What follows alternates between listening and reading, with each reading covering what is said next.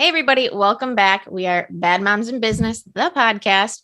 Today, we're going to talk about different tips and tricks that we have to help when mom gets sick, because it happens. It's the state of the world right now.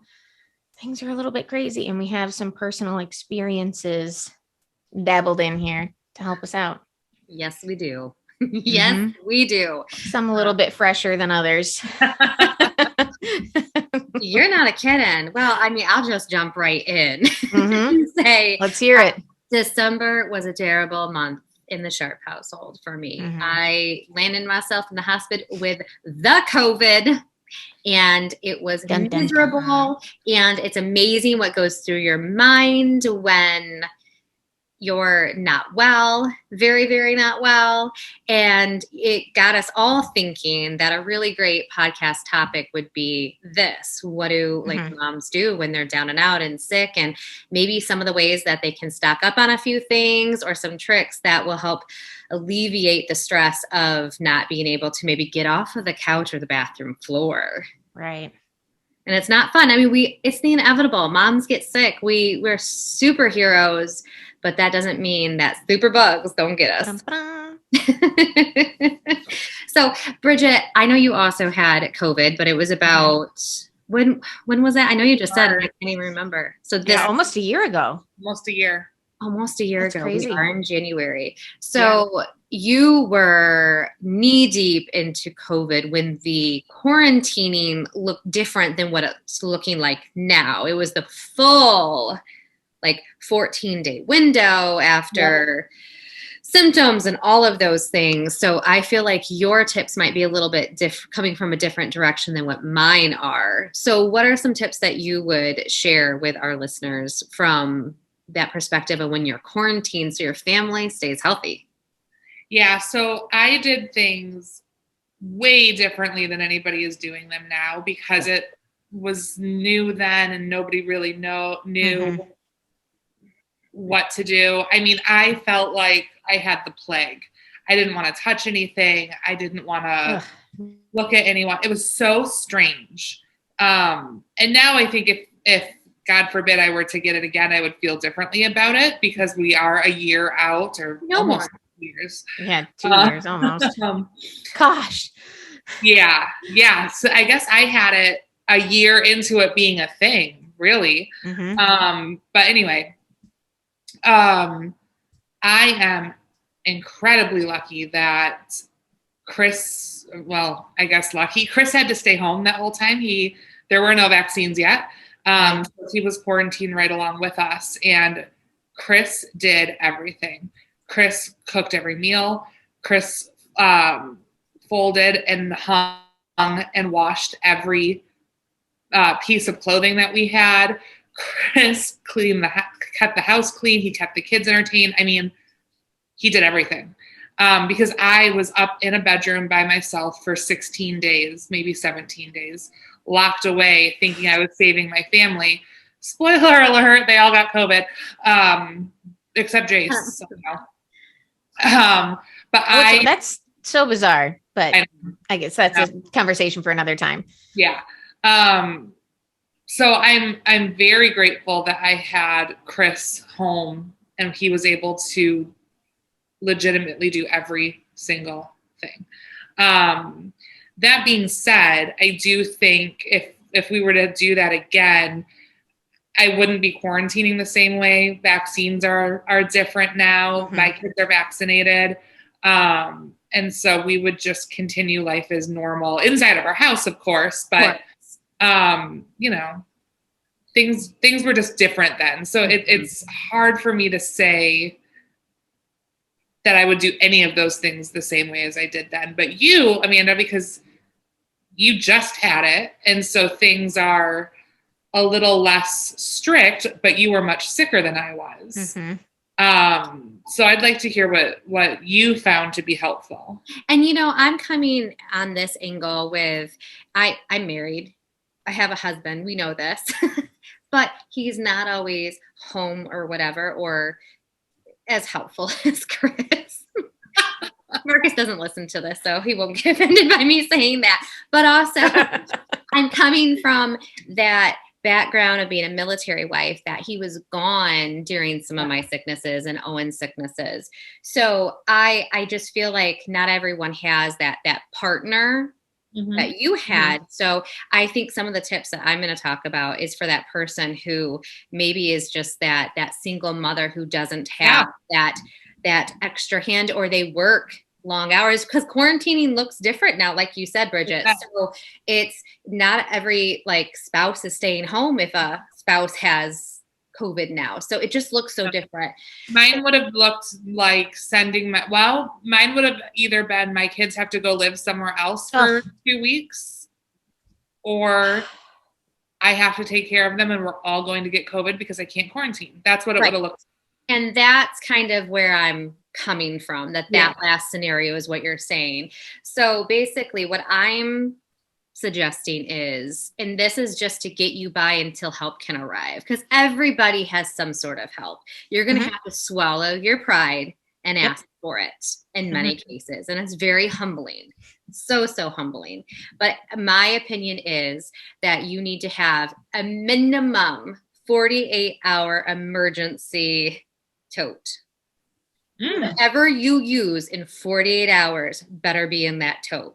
If you have little ones in diapers, I want enough diapers in that tote that cover a 48-hour period, each size of every single one of your kids. If you need baby food, I want enough baby food in that tote to cover that 48 hours, because by 48 hours, help can arrive. They can't always just drop everything and start fair. Putting stuff on your doorstep. I was so sick I wasn't even able to text sometimes. Right. So if all you can do is feed a baby in that time that you actually are alert enough while you're going pee, you need to at least have what you need. And yes, there's amazing delivery services, but if you're not well enough to order those things to be delivered, it does you no good. So, I mean, I want you to really assess your day, what you consume, the toilet paper you use in a 48-hour period, all of these things, and then add some to that, because you're going to be using more. I actually really like that, because it's a proactive approach. It's a proactive to something. It's not like I'm sick, now what? It's I'm going to get sick at some point. This is going to happen.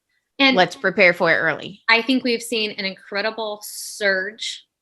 I feel like I know more people. We're just talking about COVID right now because it's 2021, January 2021, and it's 22. 22. COVID brain. You're going back a year. COVID brain. I'm so sorry. 22. And I feel like I know more people with COVID right now than not with it. So I feel like this is super relevant. So we're just saying COVID. But in normal years, there's flus, the bronchitis, all of those things that you're still sick. Oh, yeah. So you need that little bit of help, and find those foods, have a stock of foods that you can very quickly make for your family, and always have them, and don't use them until they're ready to expire. Super, super easy. The soups, have those in those totes. And I don't care if you need 2 totes because your family is large. And you know what, even if you want to go as far as to have enough clean clothes in those totes that fit you, even if they're the crappy clothes, but they're clean. Because believe me, I was sick for so long. I have done a load a day for weeks now, and I'm finally basically caught up. It's amazing how many clothes you can go through, especially when you're sick. Well, yeah, because when you're sick, you're just I need out of this. Whether it was fever and you were sweating, or you just feel icky sometimes, you're just shedding off those clothes. Absolutely. Make sure you have thermometers that don't have a battery, because when you need one, sometimes the battery is dead and you can't go out to the store. And oftentimes have 2 in there, because remember when I was sending you guys pictures of my temperature? And Bridgette was like, go grab a different one just in case it's broken. Or maybe is it you, Danielle? But so I went and got another one to test it. So it doesn't hurt to have multiple thermometers in there, because any home really has multiple ones. They're just hidden and you don't know where you put them. So Danielle knows. I do know. Danielle knows where hers are. We're not surprised by this. All of your extras and make sure that they're in there. And then I don't want to say most importantly, because diapers, food, all of the type of stuff is so important. Make sure you have the medication you need for when you get sick of all sorts of ailments, like stomach bug, That's Tylenol, actually a good point. The ibuprofen, and make sure they're just specifically in there, because I'm telling you, you're going to run out when you need it. And you do not want to run out of a medicine for your child and not have anyone who can come, and you're too sick because now the whole family is sick and you can't do anything to give your child relief.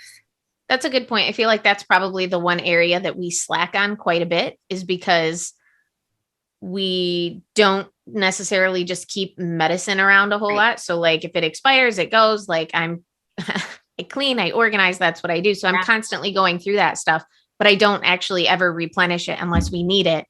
And if you're the one who's down and out, like, it's a good point. Yeah. And I'm telling you, like, I did not have seconds to wait when I needed my next batch of ibuprofen. I mean, I needed it when I needed it. I kept ibuprofen and Tylenol in me, like alternating it around the clock. And I kept a steady 103 Crazy. For days. So like, you cannot not have those items. Yeah. I would also suggest, if you have little kids, storing some like new to them games or coloring books or whatever. Great idea. When a friend of mine had COVID, she has 3 kids and she was alone with the children and laying on the couch and could not move. And we brought over like stuff for the kids, sticker books, coloring books, whatever, just to give her 10 minutes by herself, even though she was on the couch watching them. But it was the 10 minutes that yeah. Absolutely. That's a really good idea. And help does look different now. Like Bridgette, when you had it, like help could not come. I remember Danielle brought you stuff because we were worried like about, like, we knew you were going to be okay. You were miserable, but you weren't like going to be hospitalized or even having to go to the ER. Like we knew like you were just like having to run its course. But I was worried about like your mental state of being stuck in that room for like 14 days. And that use like word searches, puzzles, or like just basically silly stuff to like try and keep you busy a little bit. So the same goes for adults. Yes. Those word searches saved my life. I am telling you, because there's only so much TV you can watch. There's only so much sleep you can manage to get. It was awful. It was awful. And no, I wasn't. I did go to the ER, but I wasn't hospitalized. Like I was fine. I was fine. But yeah, your situation was way different, and there's a lot of situations that are way different than what mine was. But now that like, and maybe this is the wrong approach, but now that I've had COVID and there's vaccinations out there as well, like, and there's some immunity, it's questioned how strong it is. I don't think we know enough still to know how strong it is. I do feel like I could be more helpful to somebody knowing that I've already had COVID, where when you've had it, Bridgette, it wasn't like that could happen. Right. So help can look a little bit differently, but there's still a lot of people who can't be exposed, so they don't bring it home to their family, even if they've had it. So it's just best to be prepared. So that way you're still going to be miserable, because when you're sick, it's no fun to be sick no matter what you have, but you'll at least have the essentials to get through that first 48 period until you can replenish. Hopefully you can feel good enough to like think a little bit. For sure. And I think, Amanda, one of the things that you discovered, I think post-COVID, was your grocery delivery. Yes, ma'am. I'm all about those conveniences.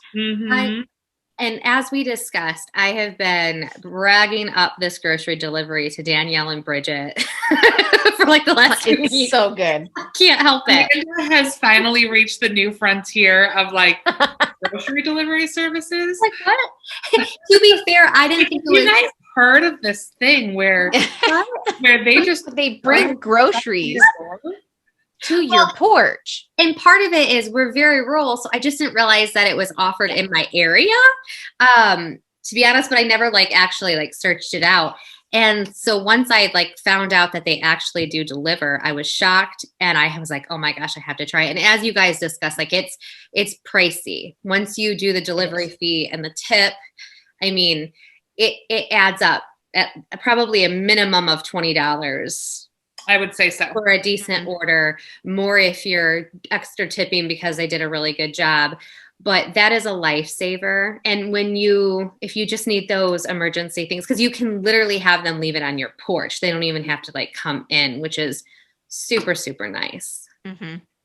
And if you're in Michigan, it's cold enough, colder than a refrigerator. So many things can just stay out there if you have to like work up the energy to go to that door and get the stuff. Like, why do I live here? I know. Every year. Same question. But I also think that that's a great service that if someone wants to bless somebody with while they're recovering, because maybe they're even sickish themselves or whatever. I mean, if you send something to someone who's sick, that's a huge blessing too. So it's not just for the person who's sick. It's somebody can make a little bit of a delivery, and that's super awesome for that person. Yeah, I was going to say when I was sick, the blessing that we got from people. I mean, I can't tell you. You guys dropped stuff off to us. A neighbor sent us like a DoorDash gift card just so that we could bring food into the house. We had meals dropped off to us. We had Starbucks dropped off to me. People dropped Starbucks off to me. Of course they did. Of course. I mean, the outpouring of help, I can never repay it. So if you know someone is sick, and especially if they're a mom with kids, consider doing those small things that it goes so far. It really is. I mean, I really think we can get through this as a community. We just need to really just love on each other a lot. Yeah. I tell you, I really, really got a huge dose of humble pie. And it's made me a better person. So I hated going through it. However, going through it has really made me a better person. Wow. Yeah. That's what I got.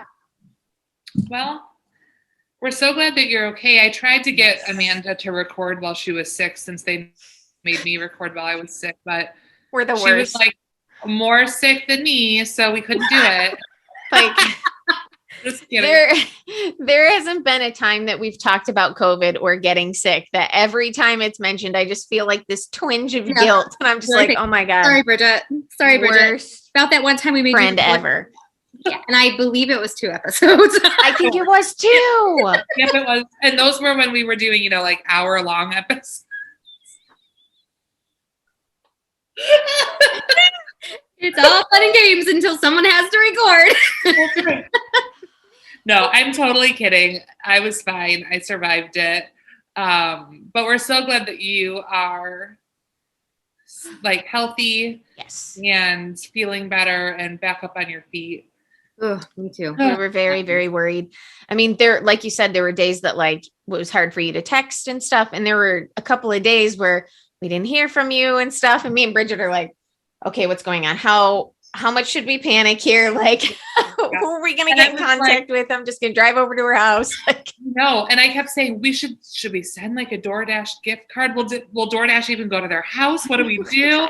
Like, we just didn't know. We didn't know what to do. We didn't know what to do. We don't have a way to contact Marcus. So Bridgette's cousin, I always like chuckle at that. Yeah. I don't have Marcus's phone number. So the reason we even knew Amanda was sick is because she hosts another podcast, and that guy reached out to us and said, could you let Amanda's family know that I dropped food off at her door? And we're like, what? But I was so like sick. I couldn't barely my mom even knew. The only reason Marcus knew because he was still at home when I was like, I need to go to the hospital. Otherwise I'm calling an ambulance. Had he left, I would have been like, ambulance. And Marcus wouldn't have even known. Owen wouldn't even known because he was upstairs sleeping still. It was crazy. It was crazy. But that's what's different about this particular illness is it can turn like that, and each person does it so differently. And all we're saying is be prepared for it, so that way when you're knee deep in it, you don't have to worry about those extras. You can just take care of yourself and your health. Yeah. So be prepared and then be a blessing to the other people who you know are going through it. Yes. Absolutely. If you are a support system for them, they will be a support system for you. Mm-hmm. Absolutely. Absolutely. That's all I got, ladies. Wow. I get. Thanks for sharing your harrowing journey with us and all of the things that you learned. And thank you, Bridgette. Oh, thanks. And you know what? If you're the praying type, please pray that our Danielle stays healthy during these next few months and beyond, because we've been very protective of her, so that way she can finish this pregnancy healthy and the baby and everyone stays healthy. Yeah, we don't want to have to do a third episode talking about Danielle's bout with COVID. No, we're not doing that. My social life has been severely diminished. I know. It's been real hard. Just quick side note on that. I'm an introvert. Okay. This whole process, I was like, it's going to be fine. That was in 2020. Yeah. Mm-hmm. Now that we're in 2022, I'm feeling it a little bit. I think it's taken me a lot longer to feel it. And, obviously my situation's different. I'm pregnant. I'm like trying to be like extra careful, but I'm over it. I'm done now. Yeah. I know. We just want you safe though. This is the last thing you need to worry about. So prayers that Danielle stays safe and healthy. And so does baby and Watson and Brandon. Brandon will be fine. He's fine. He's fine. He's fine. All right, guys. Thank you so much for joining us this week, and we will see you next week on Bad Moms in Business. Bye, guys. Bye.